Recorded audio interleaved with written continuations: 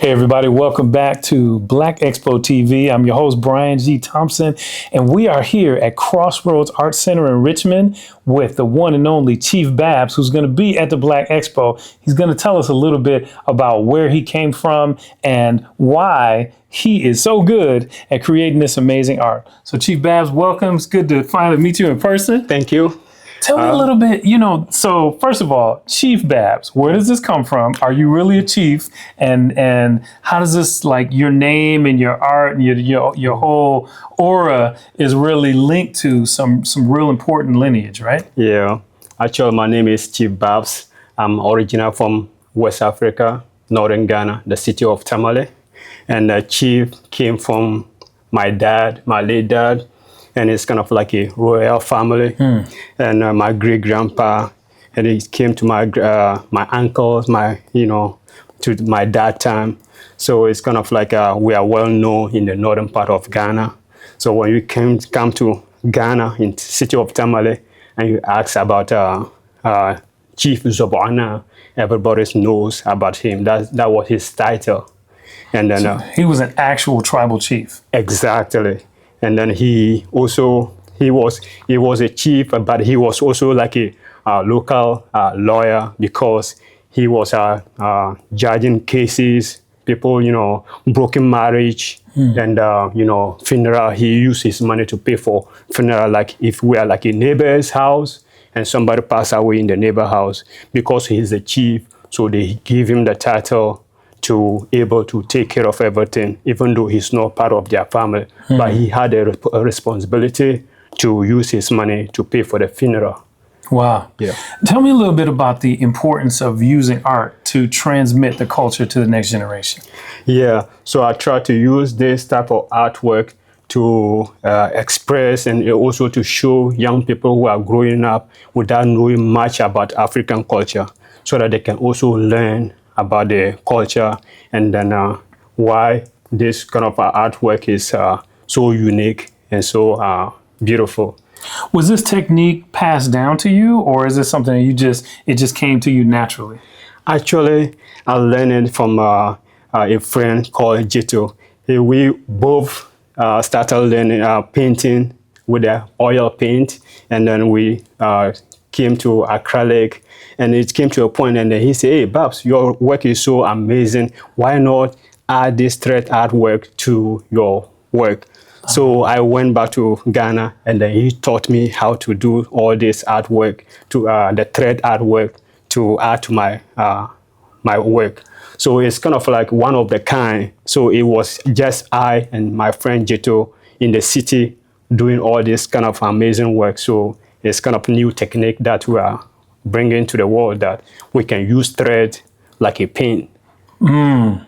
Ghana has such an important significance to Black culture. Tell us a little bit about the places in Ghana that will be significant to just everything, the African slave trade, the roots of so many Black Americans in Ghana and the surrounding areas and countries. Yeah, I will advise all the African American or whoever want to visit Ghana. There's a place that you go there, we call it Door No Return. You probably hear about it, and that's where the slavery was bringing down to the West.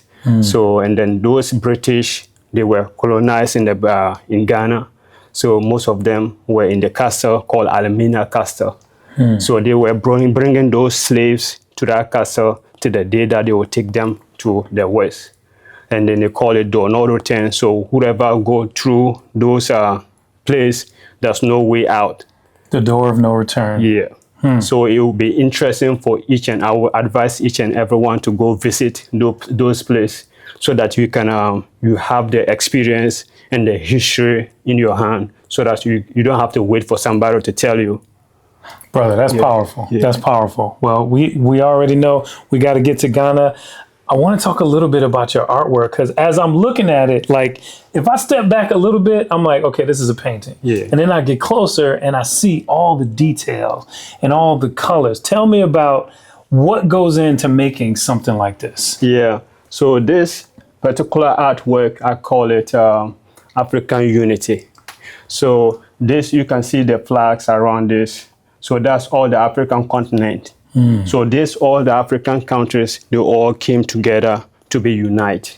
So when you see this, this black, the color black on the map, African map, that show all the black people around the African continent. So in this gold color, that's the natural resource. That's the gold mine resource.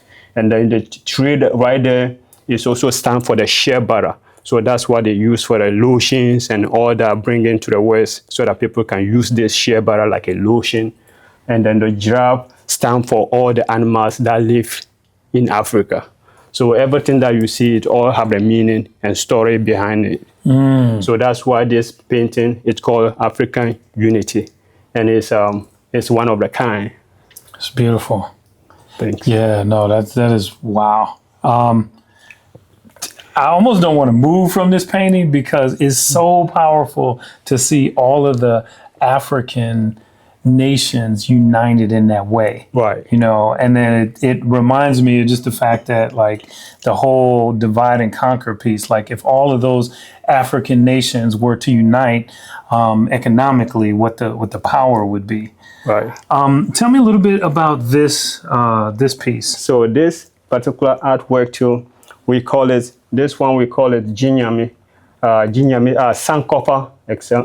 Sankofa symbol, and this is like a bull cows, and they drill the holes on the cow horn, and they use it like a trumpet or something like that. Okay. So these people, those people, they are from the south. Okay. So when you go in Ghana, you see the Southerners, they wear like a cloth and they wrap it up on their shoulder without a shirt. So Gotcha. they came from the south. So this dress is from the north. So if somebody is wearing this from the south, they can tell where you are coming from. So okay. So this is like the horn of a cow? Cows, yeah. Okay. So when they are carrying their king or having some kind of celebration, so they carry their king on their head with a palanquin. Okay. So and then those people will be behind the king playing this music. And then the king will be sitting on the palanquin, dancing with their beloved daughter or son, holding the sword, gold sword. So it's amazing. Wow. Okay. Tell me about this one. Yeah. So this one is a one of the kind too. It's like a beauty contest that they are showcasing, and those they are just showing their body, how the dress been made. So we call it I call it African Queen. African Queen. Yeah. Okay. And the ultimate black beauty. Yeah. And this one right there, I call it Waiting for My Love. So she's lonely, and she's waiting for her loved one, true loved one, for such a long time. So she's thinking about her. I love that. Yeah, so that's what I call it. So if they were wearing this, what would that be made of? So it's made up with a cloth. Like a cotton. The women, they made up for this cotton, and they put some kind of dye to that cotton and make it like a cloth. Okay. And then they will sew it to make to look like that. But so far as this one is not that kind of cloth, so I have to use the thread to create something to look more interesting and more unique. Tell me how. Okay, so you lay this out, right, and you have a vision in your head of what you're going to do. Right. What is your technique? I mean, you just because if you gave me all the materials of this, I guarantee you it's not going to look like that. It's going to look like something you don't want you want to throw away real quick. Exactly. Yeah. So when I'm still doing all this work, I like to sketch on the board, right? Okay. So when I sketch on the board, I know what I'm gonna do. But the colors, I never put the colors down, but it's always popping in my head.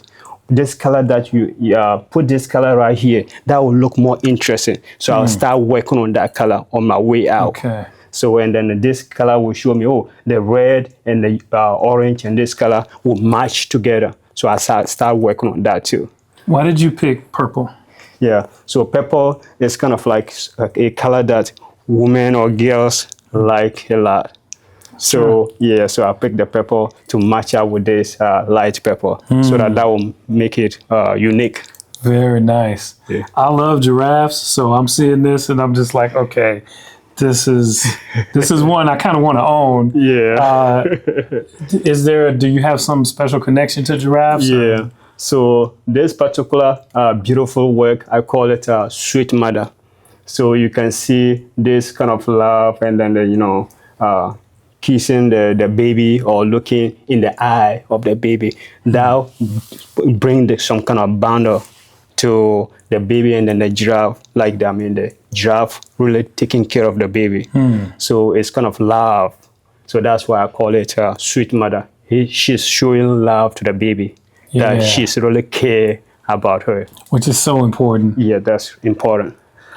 So we actually will have some African drummers at the Black Expo, but tell me like what inspired this, and especially the huts really draw my attention because first of all, I've never seen one of those in real life, and I assume if I go to Ghana, I'm going to see some of those. Yeah. What inspired this? Yeah, so this particular artwork, that's the ancient houses. So when you go to Ghana, there's a specific place, like in the village areas, that's where you can see those huts.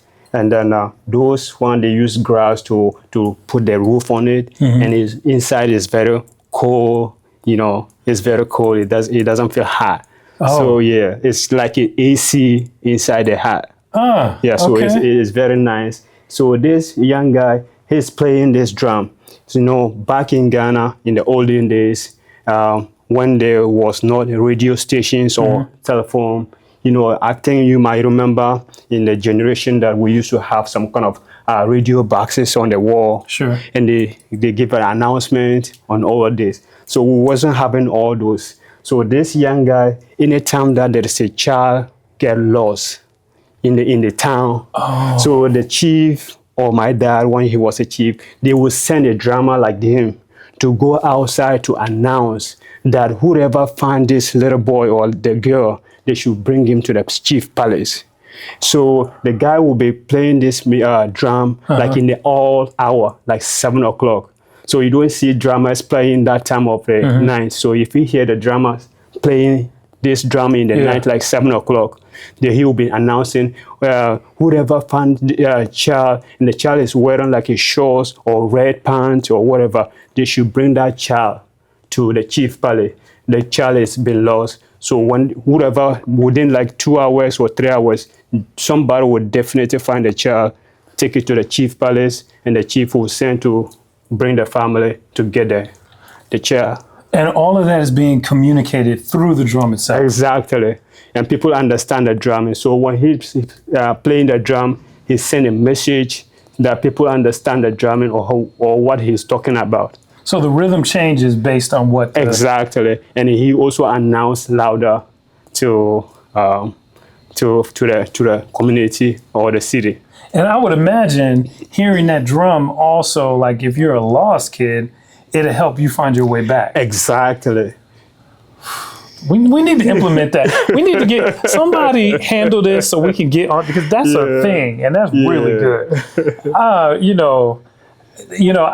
love it actually, and then that brings me to this one because I see that heart right there. Yeah. Is that a common symbol also in Africa? Because that's our thing. Actually, it's not a common symbol. It's a symbol for each and everyone around the world, because heart is something that when two couples are together and you love each other so much, your heart became one. So they are all holding on. Let's hold it together so that we can live forever. So that's why they are holding it. The girl right there holding it on that side, and then the boy is holding it. So they are in love. They are holding the love so that they can live in peace and live forever. So their hearts became one. That's spectacular. Yeah. So y'all already know somebody's going to grab this one up, and I'm going to see somebody giving it to somebody for Valentine's Day. I'm looking at the colors on this, and it's to me, like I'm just getting so many different vibes from this piece here. Yeah. I need you to tell me.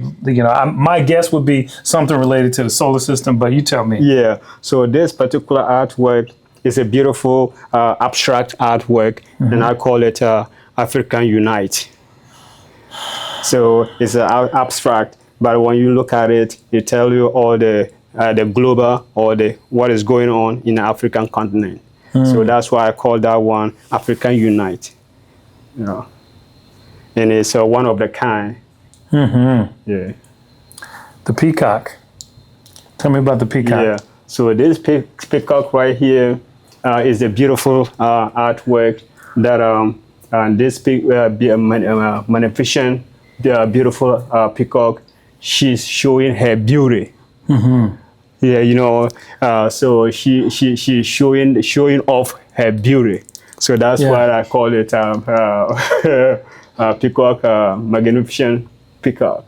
So what's special to me about maybe it's the first time I'm noticing me because I see you have done this in several of your other pieces. Yeah. But it's one thing to lay down the different strands, but it's another thing to create these diamonds in between the strands. Yeah. I feel like I need an explanation. Yes. So that's very interesting. So it's kind of like a my signature or something that try to make it look more interesting in the work. So he ain't telling y'all how. Yeah. So, no answer is an answer.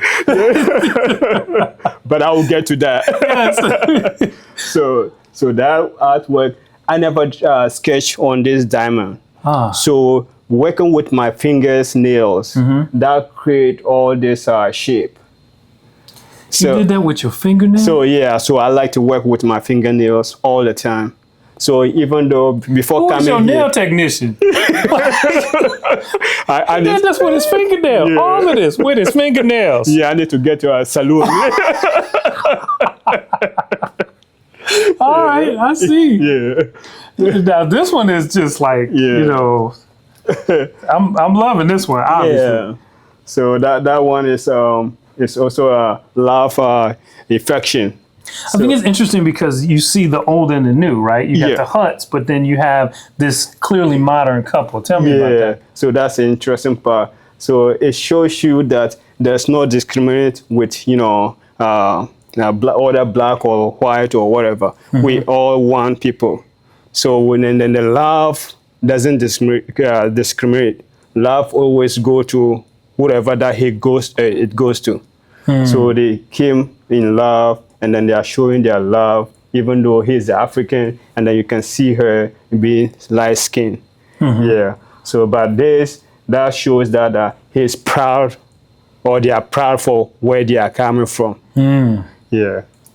You know, I haven't done my 23andMe, so I don't know if I got some Ghanaian in me. Right. But this right here, this last piece, is really making me feel like home right now. Yeah. So talk me through why this is making me feel that way. Yeah.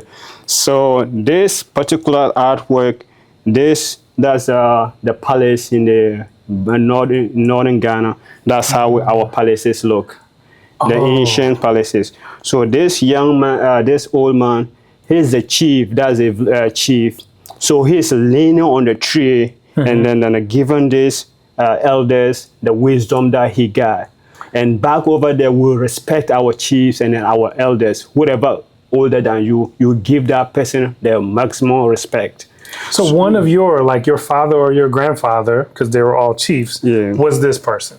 Yeah, so you will be this person sitting, leaning on the tree and relaxing whilst he's giving these people, the elders, the wisdom that he got, so that they are paying much attention to listen to the wisdom that he got, because and then you can see how attention, and they are looking at him, and then he just relaxing, leaning on that tree. So that's how the chiefs, they sit outside, and that's the outside, and this is the compound. So you cannot see the inside the compound, but this is the wall to the palace. So. Now, you forgive me because I'm a filmmaker and storyteller, right? But what this is making me feel is like this is a ministry and that this artwork is your way of doing this for the world. Yeah. I got that right? Yes.